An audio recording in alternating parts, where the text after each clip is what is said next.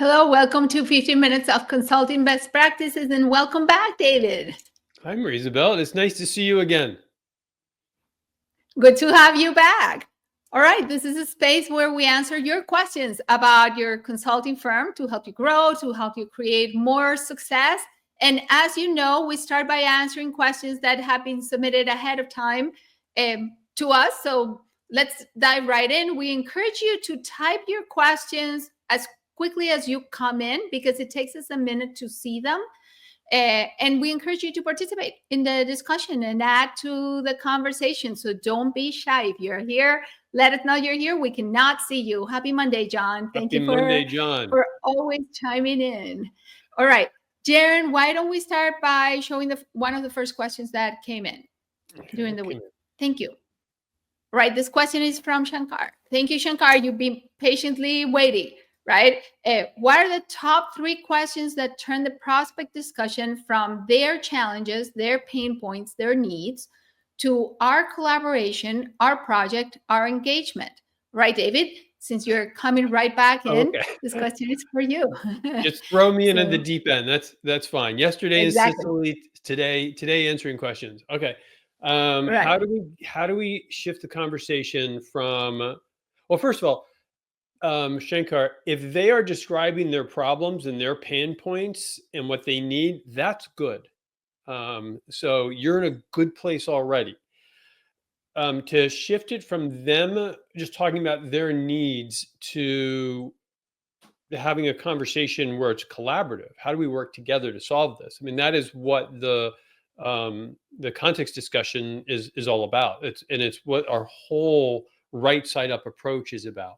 Right. So being right side up in your discovery changes a prospect's framing from thinking about them to thinking about the team or collaboratively how you get there.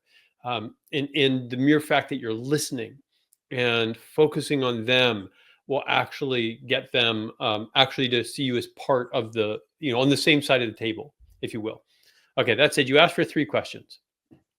So if you're not at discovery yet, then the first question you would ask is to get them into discovery, and that's the turn, right? The turn, we won't do a whole long description here, but it anchors with, are you open to a separate conversation? So are you open to a conversation where we could discuss these things you're talking about and how maybe we work together to achieve your goals, right? That's the turn. Once you're in discovery, I would say a couple of questions are particularly powerful for getting them to see this as a team. One is at the very start where you ask, why are you turning to the outside? And when I ask this, I will typically say, look, you're clearly very capable and very, very smart, though I understand you have these challenges, but why get outside help for this? And then they are now in the process of explaining why they need someone, why they need you, which is a great place to be. So I think that's 2, the turn and that. And another really great question inside the discovery process is around indicators of success. As we're moving through this, as we're moving toward your goals, how will we know we're making progress? How will we know we're heading in the right direction? Okay. Implicit in that is we're working together. So there's 3 questions. Marie-Isabel, what do you think? Agree, disagree? Have others you want to throw in there? I am completely in agreement with you. I think I particularly like the one about indicators of success because it puts them in that forward space where they are already in the project with you, and then they're measuring, is the project going according to plan, and they're figuring out, are you making progress? You're taking temperature checks along the way, right? It becomes a real thing. The project is in motion, and they can imagine. You talk about it right after you're talking about the situation and the desired outcomes, right? So they're already in the future, looking at themselves once they've achieved their desired outcomes. Okay, now how are they making progress towards that? And what progress feels like. So that's very powerful in the context of the conversation. And you're already a team getting there. a very, very powerful way to get there. So, yeah, I like that. Shankar. I think you've made a really good point, because in the prior part of the context discussion, we were having them describe the future. That future is still about them. So Shankar, you could be saying, yeah, but that's not collaborative. Whereas you're saying, how do we know? How will we evaluate? You're having them envision, you're having them picture in their mind this process of communicating to you progress in some way, some metrics, right? So, and that part is really powerful in seeing the two of you working together, you and the client. I like that. All right. Let's see. Questions from the group. Hi, Daniel. Welcome to June. Welcome to June to you also. Nothing has come in from the group, so submit your questions. You can play Stump David, who just got back yesterday. But in the meantime, Jaren, what else have people submitted? Let's make Maria Isabel answer something. Following your advice, our projects are typically non-cancellable. We have a prospect that is insisting on a 30 to 60 day cancellation notice. Well, it's like any time, 30 to 60 days. Okay, which we won't accept. Got it.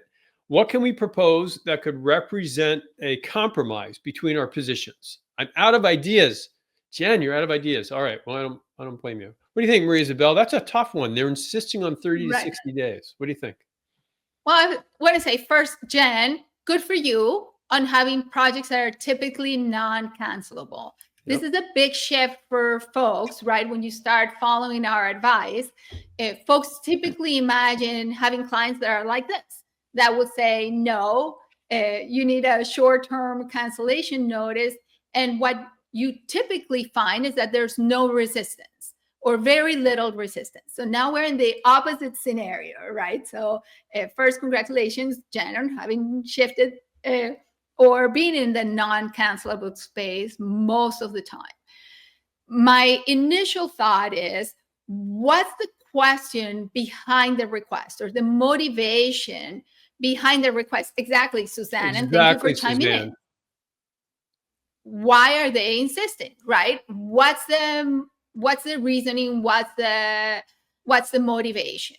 You may find that there's a baseline concern that's driving that willingness or desire to get out of the project.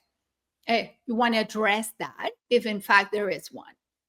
What we also find is that sometimes this is a purely procurement-driven request. And if it is a procurement-driven request, you would address it in a different way, perhaps, right? Than if it is an ultimate stakeholder sponsor-driven concern, right? If it's a sponsor-driven concern, you deal with the root causes as much as you can, and you want to make sure you understand those and you address those. If it's a procurement-driven request, well, you might have to deal and negotiate around procurement requirements depending on the size of the organization and what type of organization it is and where the boundaries of that are, right? In general, there's two strategies that you could potentially use. One is, okay, if in case the client will not shift from their position, you could go for a very substantial fee adjustment, right? That includes the fact that you're now taking a substantial risk that the contract could be canceled within 30 to 60, with 30 to 60 days notice. And it depends on how long your agreement is going to be and how long your project is. That's also what your fees are. Our non-cancelable terms, Suzanne, to address your question right away, are basically saying that project is non-cancelable. Non-cancelable. That's it. Very simple, straightforward language. A sentence that says this project is non-cancelable, period. An alternative to that, a second alternative, so one is adjust your fees, right, to allow for 30 to 60-day cancellation in the case of the question Jen was asking. Another alternative for you to consider is to provide a one-time opt-out option, right? one time in the time it so that it makes sense in the context of your project, and that instead of it being a trigger or something that you have to kind of wait for your client to choose, that it's a moment in time where your client can choose to opt out within a window, and after a certain point their opt-out window expires, and once it expires your project continues to be non-cancelable. So think about it that way. That's an alternative to having a cancelable project or a cancellation period. It's an opt-out period, and you would sometimes build it in when clients are very concerned, right, about certain boundaries, and as an intermediate point between having it be fully cancelable or cancelable at any time and no cancellation at all. David, what do you think? And there's two questions, right? Yeah, what is the ongoing return and an termination fee? I think, Suzanne, you've asked the right question, which is why. Like, what's driving this 30 to 60 day thing? And this is true not just of this, right? It's true of all negotiation. You want to get all the issues out on the table, then you want to understand why. And then you negotiate interests, right? Not positions. They're starting with a position, which is 30 or 60 days. And Jen has a position, which is non-cancellable. The question is, what are the interests? We have interests as consultants, or firm owners, firm leaders, and they have some interests. And how do we satisfy those, those interests? So it's hard to give specific ideas beyond. I think what you said, Maria Isabel, is really smart, and we've used this ourselves on occasion. Is a one-time opt-out if need be, as opposed to having to, get the second part of the project later. If it's an ongoing retainer, or what we might call a stipend, presumably you're being paid for that retainer on a long period of time, annually. Maybe it's semi-annually, or for every 6 months, or at worst every 3 months. And then, what's not cancelable is the next 3 months, or the next 6 months, or the next year. And then before the renewal period comes up, you're having the discussion of let's talk about the next period. Would that be built in at a milestone point?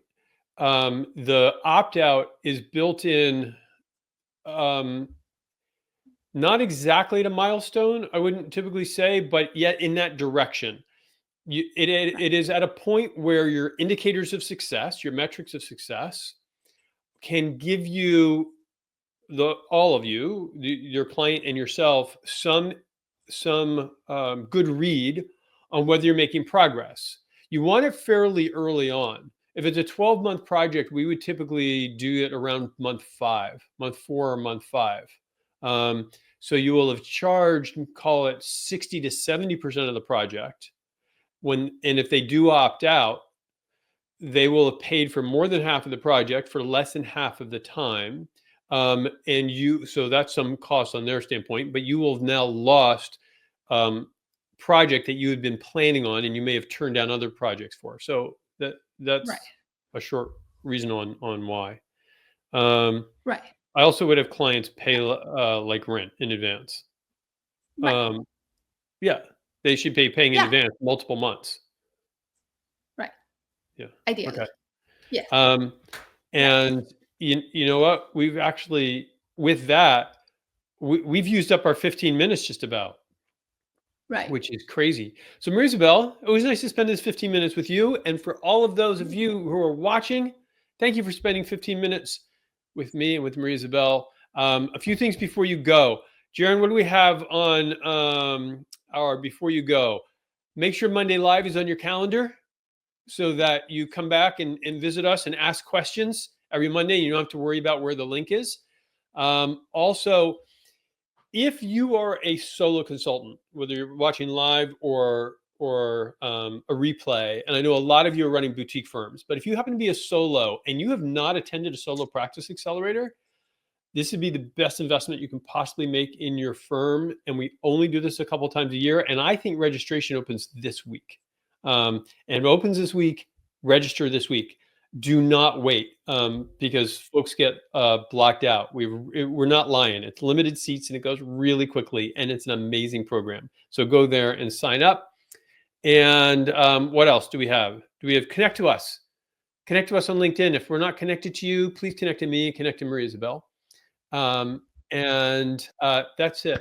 Thank you for being here. Hope you have a fabulous week. Remember, as we always say, consulting's about them. It's about your clients, it's about your prospects. So just give them value and give them kindness. And Maria Isabel and I will see you next week. Take care. Thank you.